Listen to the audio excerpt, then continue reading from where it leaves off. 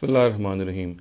A grave misconception which is found regarding the Islamic economic directives is that there are certain people who think that only usury is prohibited, which in other words means that interest which is charged at an exorbitant rate is only prohibited. As far as interest is concerned, which is not charged at an exorbitant rate, that is allowed. So this has to be understood that this is an entirely erroneous concept, and it is, although it is based on a Quranic verse, yet the true interpretation of that Quranic verse is entirely different. Let me first read out that verse to you.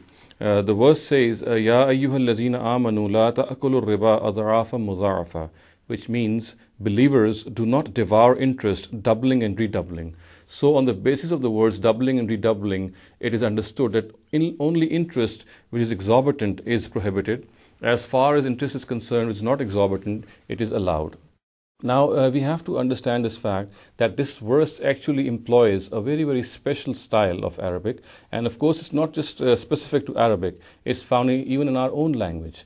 In order to point out the horrendousness of a certain thing, at times this style is adopted. For example, if I say that, oh, you're speaking a lie in a mosque, which of course would mean that something which is very grave has been committed in the mosque, and it does not mean that speaking a lie or telling a lie is ordinarily allowed. Or for example, it is allowed when a person is not in a mosque.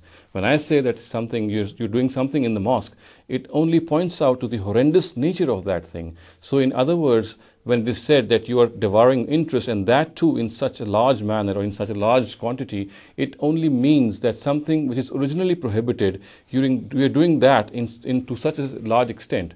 And this style we'll find is even adopted by the Quran itself at various places. Thus, for example, let me give you an example.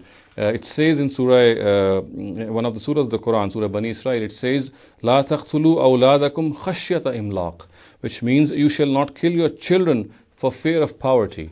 Now, this of course does not mean that if there is no fear of poverty, then children can be killed. So similarly, another example is that the Quran says in Surah Baqarah, the Almighty says in fact, وَلَا تَشْتَرُوا بِآيَاتِ سَمَنًا قَلِيلًا, do not sell my verses for a paltry price. This again does not mean that if it fetches a high price, then the verses can be sold.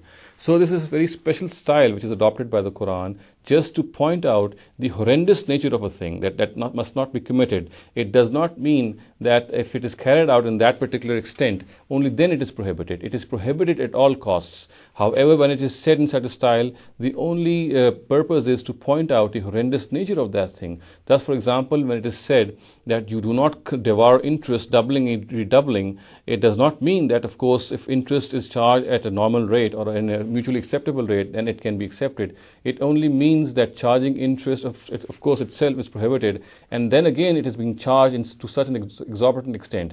And as I said, these examples only serve to show that something which is prohibited is so horrendous, it's so horrific that it cannot be expected of a believer to carry this out. So in other words, it can be safely said that it is erroneous to conclude that only usury is prohibited in Islam. Riba or interest is prohibited whether it is charged at an exorbitant rate or whether at a low rate. It is prohibited at all costs.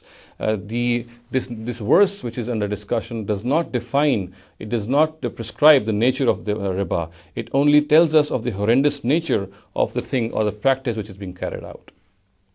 أقول قولي هذا واستغفر الله لي ولكم ولسائر المسلمين والمسلمات.